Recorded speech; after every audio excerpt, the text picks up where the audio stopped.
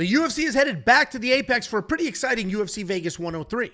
We've got a couple of really interesting matchups, a very exciting co-main event, and a brand new main event.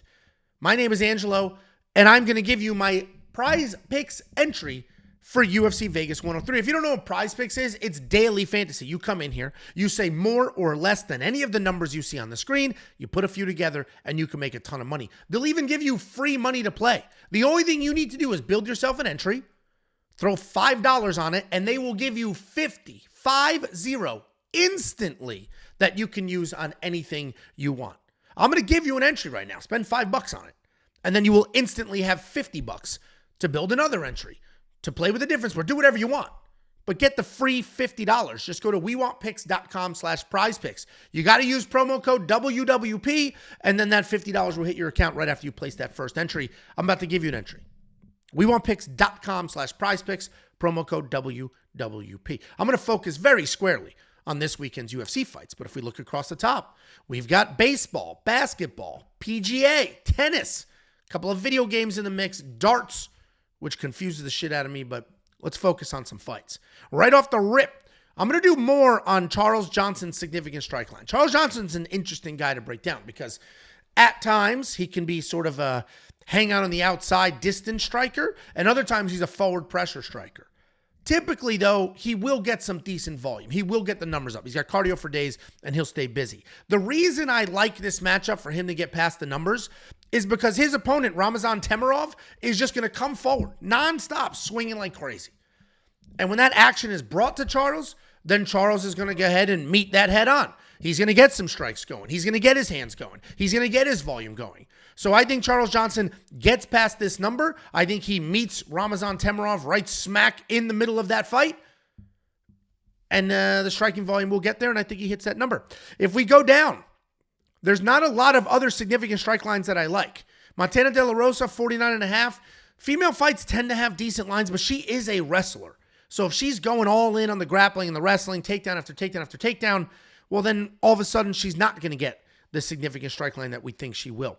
Luana Carolina may, but that's such a big disparity. 20 strike difference between these two. I'm going to leave that alone. I don't like any of the rest of these, so we'll go ahead and move on. Actually, the only other one I would consider is the William Gomez, higher than 40.5 significant strikes. Almost the exact same logic that I have for Charles Johnson. His opponent, Hyder Ammo, is just going to come forward, swinging wild, looking to take his head off. William Gomez is an outside distance striker, a counter striker. So if somebody's coming at him crazy, that's just giving him more and more opportunities to get his hands going. So if you want to add the William Gomez, the more than 40.5 significant strikes, I think that might be a decent play as well. If we move over to fight time minutes, there's a couple that I like here. I think Chepe ends up in a decision. I understand Ricardo Ramos is wildly dangerous, can get hit. Some things could happen on that side, but I think this goes to a decision. Chepe is all gas. He comes forward. He grinds. He works, but he's not necessarily a wild finisher. He doesn't have insane power in his hands. He doesn't have insane jiu-jitsu. So I think he's just going to come forward, grind, and I think we end up in a decision. Certainly we end up in the third round of this fight.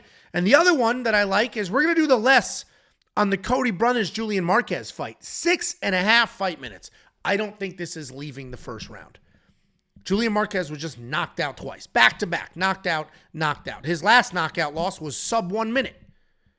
And Cody Brundage comes out like a bat out of hell in every single fight that he's in. And maybe we get a new version of Cody Brundage where he's a little more controlled. He seems to have a new appreciation for the sport, a little more focused. But the reality is, Julian Marquez has been absolutely finished in his last two fights. Julian Marquez seems to be checked out, a little softer than usual. Cody Brundage comes out like gangbusters. He's got good wrestling, crazy power in his hands. Neither one of these guys are explicitly durable.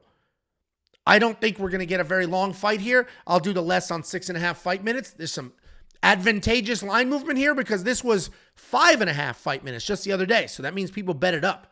I'm going the opposite direction. I'm betting it down. If we look at fantasy score, I didn't love anything here. What I like to do when I look at fantasy score is find somebody that I think is going to absolutely dominate this fight.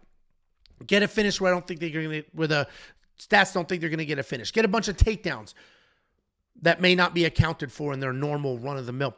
The under the less on the 100 fantasy points for Julian Marquez, that could work as well. PrizePicks isn't going to let me do the fight time and the fantasy score. I'm going to stick with the fight time because the fight time should account for either one of them winning, where if I do the less on the fantasy score, that has to be a Cody Brundage win. But I don't think we're going to see a situation where Julian Marquez is finishing this fight, winning this fight. I think it's a Cody Brundage fight all day long, so you can do the less there. The rest of these I'm going to leave alone, and we don't have takedown lines yet. Those will probably be added later in the week. But as I mentioned, it's an interesting balance of trying to get the lines while they're good, while also waiting for more and more lines. This is my entry. If you like it, great. If you don't, that's fine too. We got Charles Johnson, and we're doing the more on the significant strikes. William Gomez, the more on his significant strike line. We got Chepe Mariscal, the more on his fight minutes.